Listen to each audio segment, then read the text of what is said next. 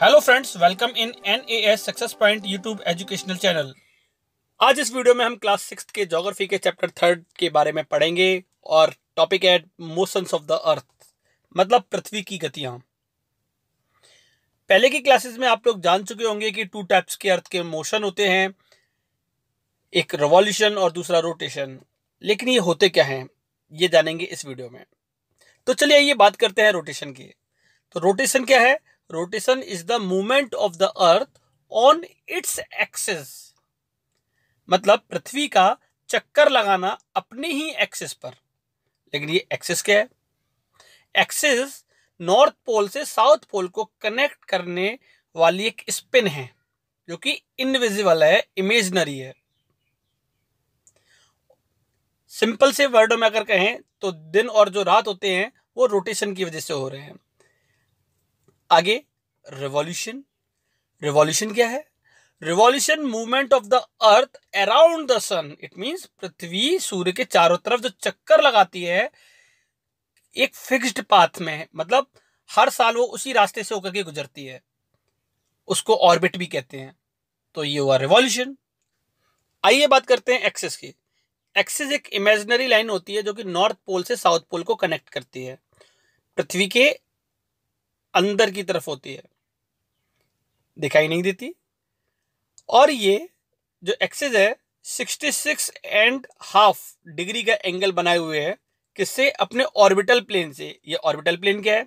Orbital plane जैसा कि आपको इस इमेज में नजर आ रहा होगा कि नीचे की जो लाइन है, बेंट लाइन है, इसी को हम ऑर्बिटल प्लेन बोलते हैं। अर्थ जो लाइट रिसीव करती है ये सन से करती है, और अर्थ का जो शेप है वो स्फेरिकल शेप है, हम उसे गोल भी बोल देते हैं, लगभग गोल जैसा ही होता है। जब सन की लाइट अर्थ के ऊपर पड़ती है तो उसके 50% पार्ट पर ही पड़ती है, मतलब आधे भाग पर। और जो सन के सामने होता है वह सबसे ज्यादा होती है। सन एक मीडियम है लाइट का अर्थ के ऊपर, और आपको जैसा कि दिख रहा होगा कि आधे पार्ट पर लाइट है और आधे पार्ट पर डार्क है। और ठीक इसको डिवाइड करने वाली जो एक सर्कल लाइन है, इसी को हम बोलते हैं सर्कल ऑफ इल्यूमिनेशन। और हम बात कर रहे हैं कि जो एक्सिस होता है, एक्सिस की तरह, जैसे कि एक्सिस तो अंदर है, नॉर्थ पोल से साउथ पोल को कनेक्ट करने वाला, लेकिन ये अर्थ के आउटर पार्ट पर नजर आ रहा होगा। अर्थ 24 आवर का टाइम लेती है वन जो रोटेशन, इट मींस एक चक्कर पूरा करने में अपने एक्सिस पर। और जिसकी वजह से क्या होता है, डे एंड नाइट। तो ये डेली मोशन होता है अर्थ का, जो कि पूरे साल भर करती रहती है। मान लीजिए अगर ये रोटेशन नहीं होता तो क्या होता? तो रोटेशन नहीं होता तो अगर जहां लाइट पड़ रही है तो वहां हमेशा लाइट पड़ती, और जहां लाइट नहीं है वहां हमेशा डार्क रहता।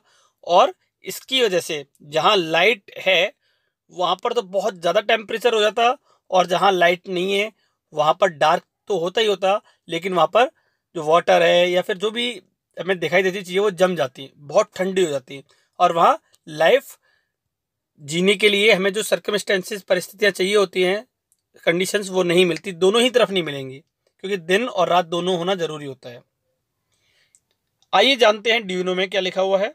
हमारे इंडिया के एक एस्ट्रोनॉमर हुए हैं जिनका नाम है आर्यभट्ट। आर्यभट्ट ने ही सबसे पहले बताया कि पृथ्वी गोल है और ये अपने एक्सिस पर रोटेशन, मतलब घूमती है। चलिए बात करते हैं पृथ्वी के सेकंड मूवमेंट की, रिवॉल्यूशन। अर्थ सन के चारों तरफ एक परिक्रमा लगाता है, around the sun movement of the earth, इसी को बोलते हैं रिवॉल्यूशन। ऐसा करने में पृथ्वी को 365 डेज 1/4 का टाइम लगता है। 1/4 इट मीन्स डे का फोर्थ पार्ट, 365 डेज और 6 आवर। 365 डेज को तो एज इट इज हम कंसिडर कर लेते हैं, लेकिन इस 6 आवर को हम सेव करते हैं आगे के लिए। और इस तरीके से 4 ईयर तक हम 6 आवर को ऐड करने के बाद एक डे बना देते हैं, और जिसको हम कहते हैं 29 डेज की फरवरी, और ये होता है लीप ईयर। वैसे नॉर्मली 28 डेज की फरवरी होती है, लेकिन जिस ईयर में लीप ईयर होता है उस ईयर में 29 डेज की फरवरी होती है। वहीं एलिप्टिकल जो ऑर्बिट है अराउंड, इट मींस सन के चारों तरफ पृथ्वी का अपना एक पाथ है जहां पृथ्वी घूमती है। अब बात करते हैं हम कि ऐसा करने पर पृथ्वी जो होती है उसको कई सारे फेजेस से गुजरना पड़ता है। हम उनको 4 पार्ट में डिवाइड कर लेते हैं और वो 4 पार्ट सीजन है, जैसे समर सीजन, विंटर, स्प्रिंग और ऑटम। नॉर्मली 3 मंथ्स के होते हैं और 4, तो 3 × 4 12 मंथ्स का पूरा एक ईयर हो जाता है। और ऐसा इसलिए होता है क्योंकि अर्थ अपनी पोजीशन को चेंज करती है। चलिए दोस्तों, बात करते हैं 21 जून की। 21 जून ये डेट बहुत इंपॉर्टेंट है नॉर्दर्न हेमिस्फीयर के लिए, क्योंकि इस दिन ट्रॉपिक ऑफ कैंसर के ऊपर सन की लाइट डायरेक्ट पड़ रही होती है और नॉर्दर्न हेमिस्फीयर का मैक्सिमम पार्ट सन के सामने होता है, तो यहाँ पर हीट और लाइट दोनों ही ज़्यादा रिसीव होती है।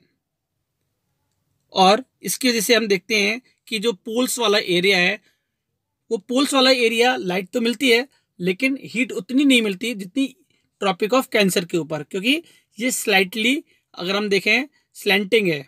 स्लैंटिंग इट मीन्स जो तिरछा है, वहां पर सन की लाइट पहुंचती है लेकिन हीट कम पहुंचती है। आगे बढ़ते हैं। नॉर्थ पोल का जो पार्ट है इंक्लाइनली टूवर्ड्स द सन होता है, क्योंकि इसका पूरा का पूरा फेस सन के सामने होता है और इसी वजह से यहाँ पर 6 महीने का दिन होता है, जो कि आर्कटिक सर्कल वाला एरिया है। अबाउट 6 मंथ डे लाइट रहती है। वहीं नॉर्दर्न हेमिस्फीयर में जो डेज होते हैं ये लॉन्ग होते हैं और नाइट शॉर्ट्स होती हैं, मतलब रातें छोटी और दिन बड़े। सुबह 6 बजे से लेके और शाम को 6:30-7 बजे तक सन की लाइट रहती है।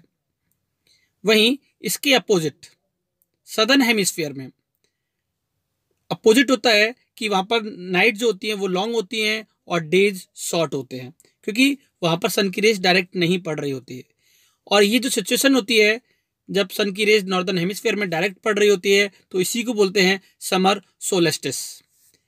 आइए बात करते हैं 22 दिसंबर। 22 दिसंबर भी 21 जून की तरह इंपॉर्टेंट है, क्योंकि ट्रॉपिक ऑफ कैप्रिकॉर्न के ऊपर सन की लाइट डायरेक्ट पड़ रही होती है और इसकी वजह से सदर्न हेमिस्फीयर जो है, इक्वेटर के साउथ वाला पोर्शन, वहां पर सन की लाइट और हीट ज़्यादा होने की वजह से वहां पर डेज जो होते हैं वो लॉन्ग होते हैं और नाइट शॉर्ट्स होती है। ठीक इस समय नॉर्दर्न हेमिस्फीयर में डेज शॉर्ट और नाइट लॉन्ग हो रही होती है। अब बात करते हैं हम लोग कि इस पोजीशन को क्या बोलते हैं, विंटर सोलिस्टिक। जिस समय हम लोग 22 दिसंबर के आसपास विंटर सीजन का एंजॉय कर रहे होते हैं, ऑस्ट्रेलिया में क्रिसमस डे 25 दिसंबर को जो सेलिब्रेट किया जाता है पूरे वर्ल्ड में ही, लेकिन उस समय ऑस्ट्रेलिया में समर सीजन होता है। दूसरी बात, ट्रॉपिक ऑफ कैप्रिकॉर्न और ट्रॉपिक ऑफ कैंसर, इन दोनों के ही बीच में सन की रेज जो है वो डायरेक्ट पड़ती हैं और दोनों ही 23.5 डिग्री पर लोकेट है। नॉर्थ में कैंसर है और साउथ में कैप्रिकॉर्न। अब एक डेट जो है 21 मार्च और एक और 23 सितंबर, ये दोनों डेट मिलती जुलती हैं क्योंकि सन की रेज इक्वेटर के ऊपर डायरेक्ट पड़ रही होती हैं और जिसकी वजह से नॉर्दर्न हेमिस्फीयर और सदर्न हेमिस्फीयर दोनों ही जगह डेज और नाइट्स दोनों इक्वल होते हैं। इट मींस पूरी अर्थ के ऊपर डेज और नाइट्स इक्वली डिस्ट्रीब्यूटेड होते हैं और इसी पोजीशन को बोलते हैं इक्विनॉक्स। जिस समय 23 सितंबर को ऑटम सीजन हो रहा होता है नॉर्दर्न हेमिस्फीयर में, वहीं स्प्रिंग सीजन सदर्न हेमिस्फीयर में होता है और 21 मार्च को नॉर्दर्न हेमिस्फीयर में स्प्रिंग सीजन होता है और सदर्न हेमिस्फीयर में ऑटम सीजन। तो दोस्तों, आपने इस वीडियो में समझ लिया होगा डेज और नाइट्स, और ठीक ऐसे ही सीजन में जो चेंजेस आते हैं ये अर्थ के रोटेशन और रिवॉल्यूशंस की वजह से आते हैं। अगर आपने इस चैनल को अभी तक सब्सक्राइब नहीं किया है तो बेल आइकन के साथ इसे सब्सक्राइब करना न भूलें। Thanks for watching NAS success point educational YouTube channel.